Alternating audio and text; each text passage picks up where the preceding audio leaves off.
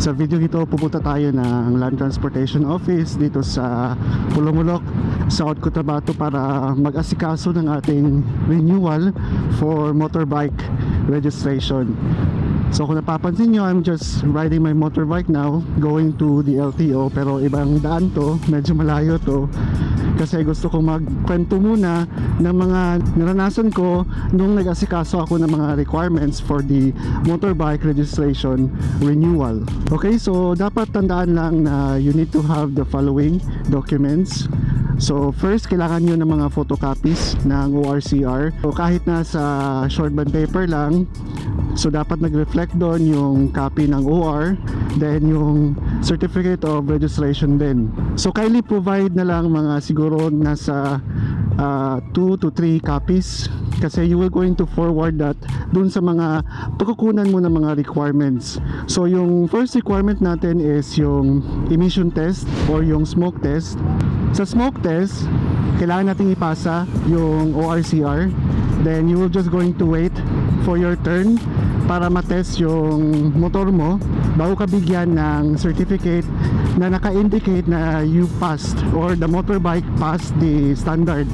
While waiting, kasi minsan mahaba yung pila, pwede ka na mag-asikaso ng insurance. Dun sa emission test, merong mga key person doon na mag-aalok ng insurance. So at least in one area or one location, you can hit many requirements. Kasi hindi na bale necessary na you will go to the insurance building para kumuha doon. So they will just going to help you to get that insurance. So yung insurance is nasa 675. So while waiting for your turn dun sa emission test or smoke test, hintay ka na lang din sa insurance mo. So you just need to pay 675 for that one. So siguro yung pag-aantay ko nasa 10 minutes lang. Then aside from that insurance, you also need to pay for the stencil. Kasi yung stencil, kailangan mag-reflect yan dun sa photocopy ng ORCR. So sa stencil, you need to pay 50 pesos. So sa stenciling, kinukuha nila yung engine number na nasa ibaba ng motorsiklo and yung chassis number na kung saan matatagpuan dun sa may U-box banda ng motorbike. So in my case, my motorbike is Honda Beat. So yung engine nasa baba, then yung chassis nasa may U-box sa likuran banda. So sa stencil, they just need carbon. So madali lang palang mag-stencil. So kailangan mo lang punasan ng carbon yung naka-emboss na mga letters and numbers dun sa baba at dun sa taas. Pagkatapos nun, i-apply mo lang yung tape nang sa ganun matransfer yung carbon dun sa tape at yun na yung ipang didikit mo dun sa photocopy ng ORCR. So pagkatapos nun, hintay ka na lang for your turn dun sa emission test. So sa emission test, kailangan mo lang maipasa yung smoke test and magre-reflect naman dun sa certificate na nakapasa yung motor vehicle mo. Okay guys, so ulitin ko lang, ito yung mga basic requirements nang sa ganun makapag-renew tayo ng ating motorcycle registration.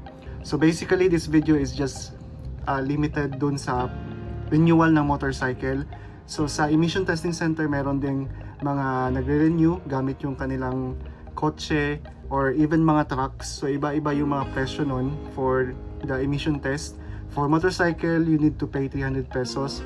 Sa mga kotse or mga van, you need to pay 450.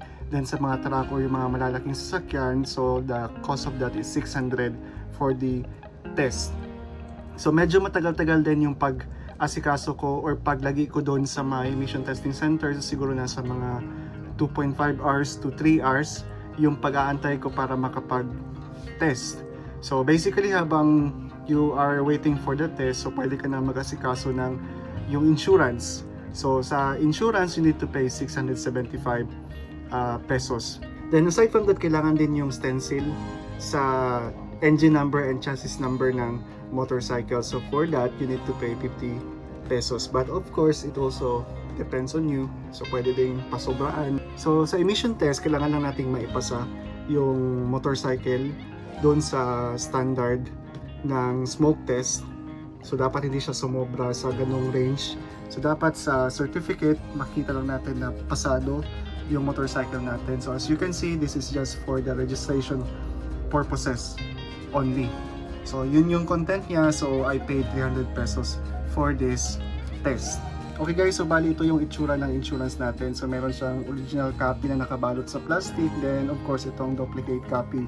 So bali yung ipapasa natin dun sa LTO is yung duplicate na copy. Dito sa may duplicate na naka-attach dun sa photocopy ng ORCR natin, nakalagay dito yung chassis number and yung engine number na na-stencil.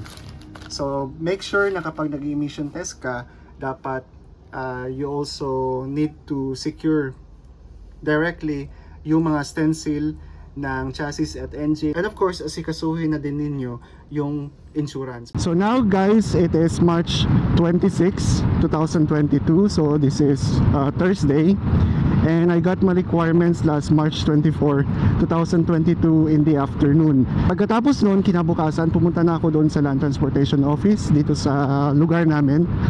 And pagpasok ko, they check my documents dun mismo sa security guard.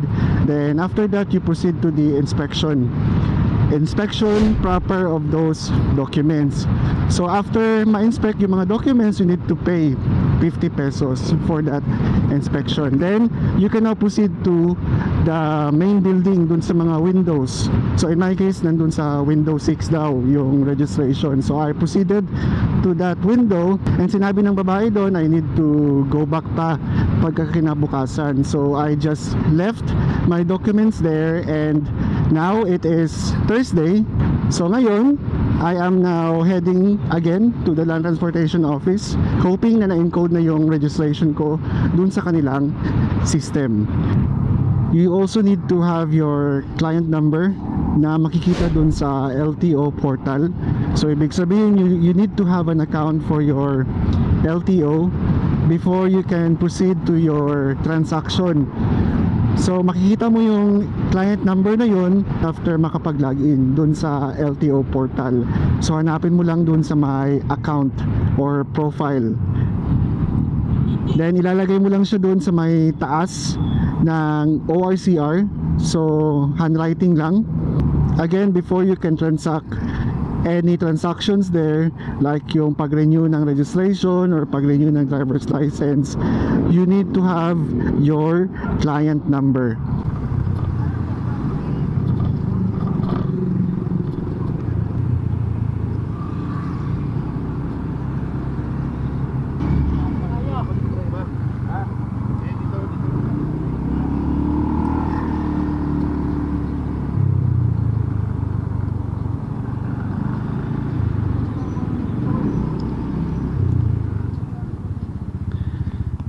Okay guys, so nandito na tayo, so let's go inside.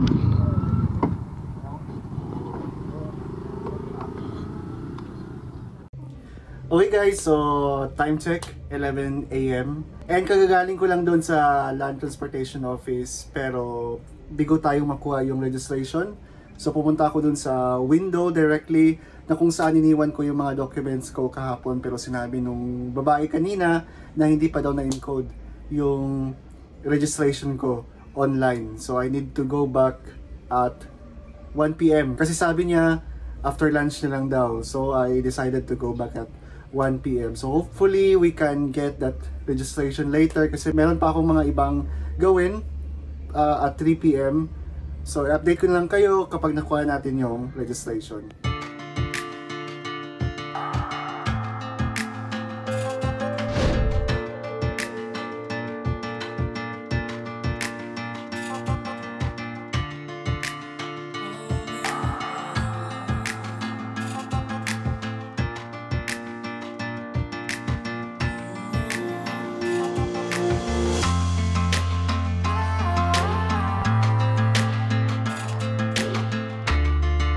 Okay guys, so just came from the Land Transportation Office dito sa Pulomolok, and nakuha ko na yung official receipt o yung tinatawag na OR.